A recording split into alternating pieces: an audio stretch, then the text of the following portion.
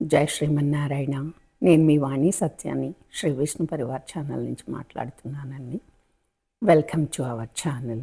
జై శ్రీమన్నారాయణయ. హరిబంధువులందరికీ ఈరోజు మనం శతశ్లోకి రామాయణంలోని 79వ శ్లోకం నుండి 90వ శ్లోకం వరకు 12 శ్లోకాలు కంటిన్యూస్గా చూద్దామండి. తతః సుగ్రీవ సహితో గత్వా తీరం మహోదధేః సముద్రం క్షోభయామాస శరైరాదిత్య సన్నిభైః దర్శయామాస చాత్మానం సముద్రః సరితాం పతిః సముద్రవచనాచ్చైవ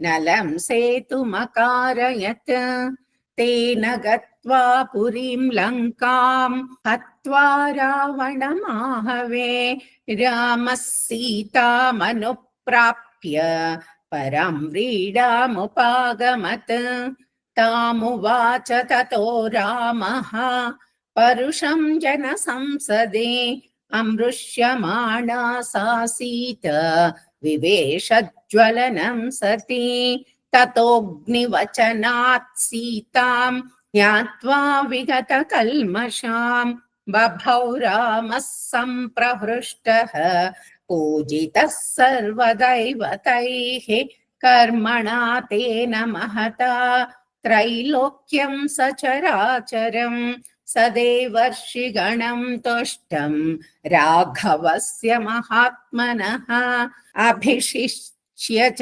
లంకాయాం రాక్షసేంద్రం విభీషణ అభిషిష్య చ లంకాయాం రాక్షసేంద్రం విభీషణం కృతకృత్యస్తదా రామో విజ్వరః ప్రముమోదః దేవతాభ్యో వరం ప్రాప్య సముత్థాప్య చ వానరాన్ అయోధ్యాం ప్రస్థితో రామః పుష్పకేన సుహృద్వృతః భరద్వాజాశ్రమం గత్వా రామः సత్యపరాక్రమः భరతస్యాంతికం రామో హనుమంతం వ్యసర్జయత్ పునరాఖ్యాయికాం జల్పన్ సుగ్రీవ సహితశ్చ సహ పుష్పకం తత్సమారుహ్య నందిగ్రామం యయౌ తదా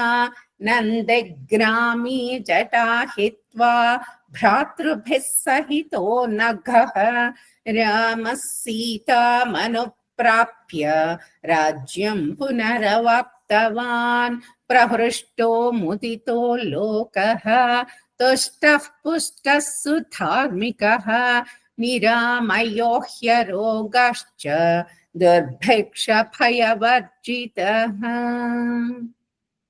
న పుత్రమరణం కించిత్ ద్రశ్యంతి పురుషాః క్వచిత్. జై శ్రీమన్నారాయణ.